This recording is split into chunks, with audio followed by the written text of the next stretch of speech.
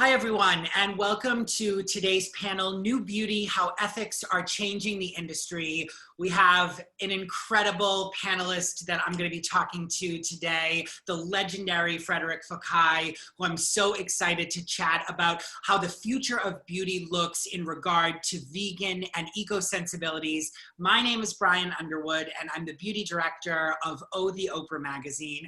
And I'm excited to jump in and get started with Frederic, but just wanted to go over a few quick housekeeping things. Please feel free to engage with us socially at glamhive using the hashtag GlamHiveLive. And we'd like to give a big shout out to our sponsor, Mary Kay and the Mary Kay Global Design Studio. And without further ado, I introduce you to Frederic Fekkai, the man who is essentially responsible for introducing the concept of luxury hair care to the US market. Frederic, so glad to see you and talk to you virtually. Thank you for having me. Thank you. So, Frederic, I think this topic is so germane to what you're doing right now. Frederic, you recently relaunched your brand under the moniker of Fekkai, and this idea of a brand with purpose, this idea of a brand with social responsibility, I think feels very endemic to what you're doing right now with Fekkai. Was that always part of the plan when you were relaunching this brand? Brian, it's a good question. When I sold my company a few years ago, I thought, that I was going to move on and do other things in my life. And then, years later, I find myself that, my life has changed. My life and my family, my wife and I, we all of a sudden realized that we were living a different and cleaner, healthier way. Yeah. Everything, not only the intake in our body, but also the surrounding in our house and all this. So we bought, a company that was locally made in south of France, where they were celebrating basically what we call the savoir-faire, the know-how in France, all made by hand, crafted by artisan and all this. This is Bastide, correct? Bastide, exactly. And then we realized that we were using really sustainable packaging, yep, and really clean formula. And when the opportunity about November 18 arose about acquiring my namesake brand Fekkai, I said to myself, I gotta do it, but in a different way. Nobody is waiting for another consumer good brand, certainly not a beauty brand, for just a brand. So it needed to be something that, first of all, I would feel good about. By the way, I treat business, it's an interesting thing. I'm not, an MBA kind of guy or a financial guy, I treat business like my home or my family. So it needs to be something that I believe in before I do anything. So anything, whether it's a product, strategy, distribution, vision, and so on. So having said that, I realized that, doing another brand, it needed to be something that will pamper us with care and caution, and to make sure that we were using formula that had no toxic ingredients. So no paraben, no phthalates, no silicone, and so on and so on. And also, I want to make sure that it would take care of the environment and our planet. So we find an amazing guy, actually, a wonderful man that has a business in Canada and here in the States and actually in Europe, who basically recycle plastic and use it to mold the new plastic. And so our bottles are made out of 95% of recycled plastic. The other 5%, it's the tint, the color that we use for each bottle to change, but it's 100% recyclable.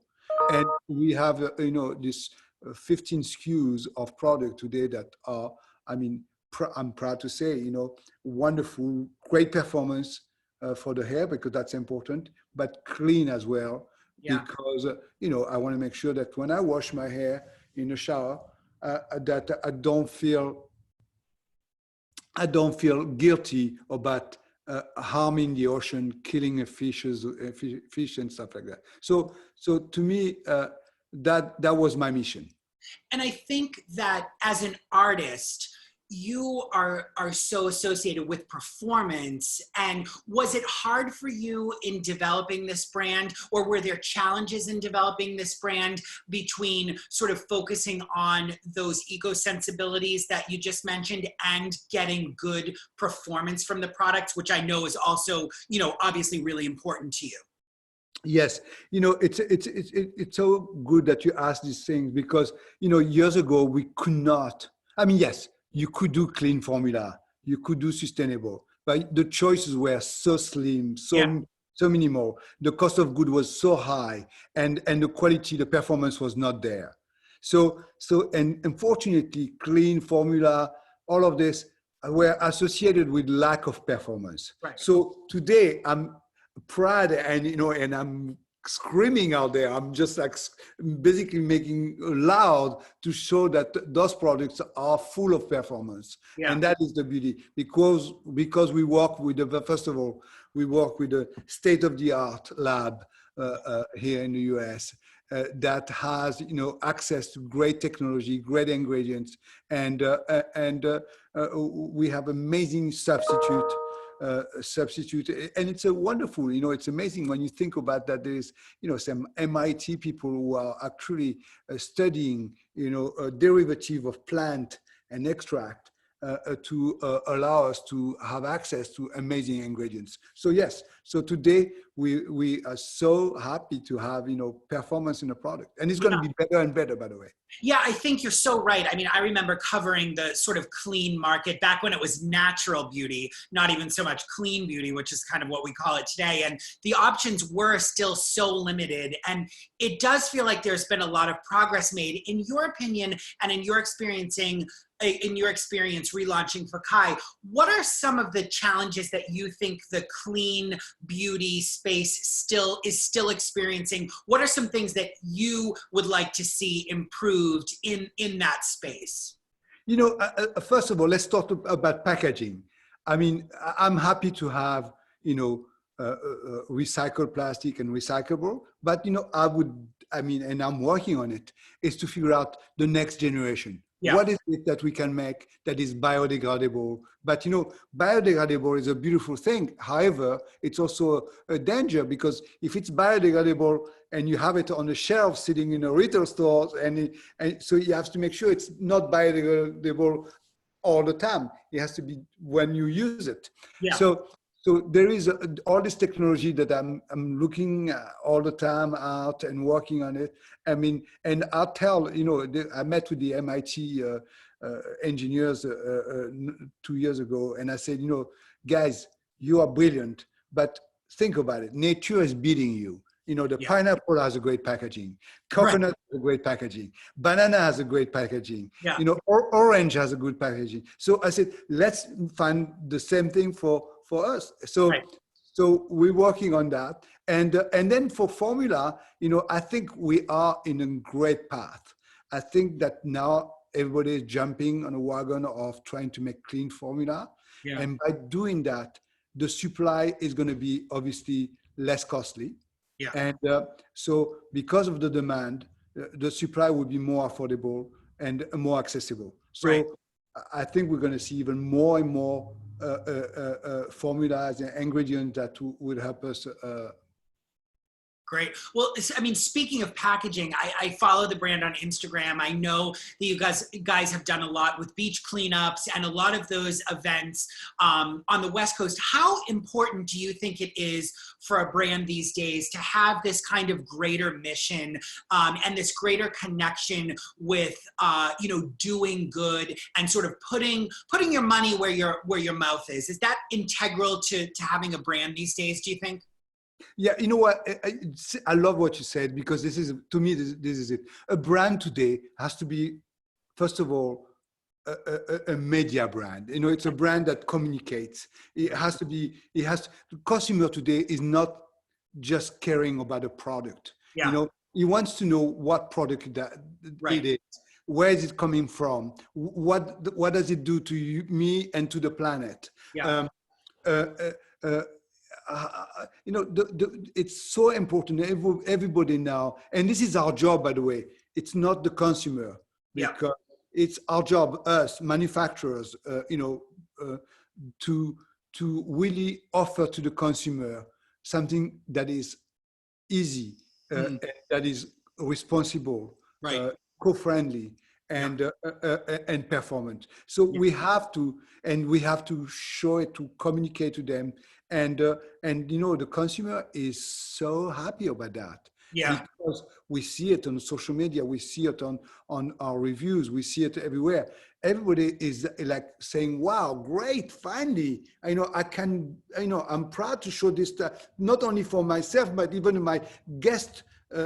Guest bedroom, guest houses, things like that, to show that we are proactive about doing the right thing for the planet and for our health.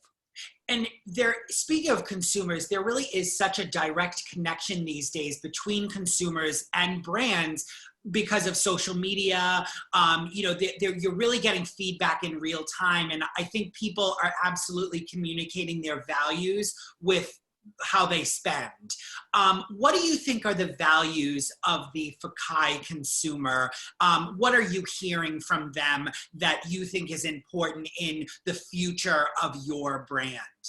It's interesting because more and more, and we saw it just like a couple of weeks ago, when we communicated the reopening of the salon, and the fact that we show that we took all the most amazing safety and hygienic measure in the salon. Consumers were really vocal about this, and really applauding it, applauding the team, and supportive, and showing it on social media and so on. So people want the consumer today on part of a brand. Yeah, right. Consumers are not just buying brand; they are ambassador to the brand. Totally. They are ambassador to the brand. They want to. They're ruling for the brand that they care for. That when they found that the brand is walking the talk, and it's interesting to see that a lot of consumers are actually making comments and even texting me. I'm finding me on WhatsApp or text by making suggestions on what they would like to see and all this. So it's so nice to see that our brands are becoming interactive. You know what I mean? Yeah, it's like right. it's like, well, wow, I hear you. Let me see how we're going to do this. Yeah. For a consumer who is curious about this idea of clean beauty, responsible beauty, who may be a little overwhelmed or a little confused by, how they can sort of be a part of this, what are your thoughts and what would your advice to that consumer be? I think it's so important to, first of all, today the world has changed. And we have at our fingertip so much information. Yeah. So much information. So it's important to find out. There is a risk that sometimes people brand label themselves as natural, whatever. Yeah. But, Yeah. but I think it's important to check. We for instance, in our bottles, we'll put all the little symbols about vegan, sustainable, cruelty-free, Yeah. so on and so on and so on. But it's so important because the consumer, first of all, gets educated and also is already educated, and Right. and they want to know why they should buy this product. What is it that makes this product desirable? So of course they want to know where the provenance is, of the bottles. For us, for instance, we are so happy and proud to do that. Everything is made in USA. Yeah. And in the past, it wasn't like that. It was made in China and whatever, some other country. But today, we are everything made 100% made in USA with, packaging ingredients and so on and so on. And the consumer today love and appreciate the fact that we will take them through. You know, consumer don't want to see a finished product. They want to know how this product came to life. They want to be part of it. They want to see the chain. You know what I mean? How is this baby born, and how did it get to life? And that's what we are trying to show to our customer. And are you seeing this increased interest from retailers as well? Is there a change in your opinion that you have witnessed at the retail level as well? Yes, but you know, you think about it. A few years ago, there was only just a few boutiques that were carrying, you know, a Credo Beauty and Faulane and so on and so on. So then all the chain joins, you know, the big one, you know, which is Sephora, and now Ulta has an amazing department called Conscious Beauty. By the way, I love that, the idea that it's conscious beauty, you know, and that word means everything. And we are actually going to be the pioneer in the hair category at Ulta Conscious Beauty. And it's great because we will be joining many skincare brand, many makeup brand, cosmetic brand, and we see that you know, today, first of all, the retailers have no choice. Yeah, right. It's consumer demand, really. Exactly, the consumer wants that. And they will miss if they would not do that. And by the way, it's no pun intended, but it's a fresh, clean atmosphere when you go to a store like that, that you see that there is conscious beauty or clean beauty or so on. It's great. It makes almost like a ball of oxygen into the store. You know, it's like, oh my God, I'm seeing some green, I'm seeing some oxygen here. You know, right. What does conscious beauty? What does that mean to you when you hear that phrase, conscious beauty?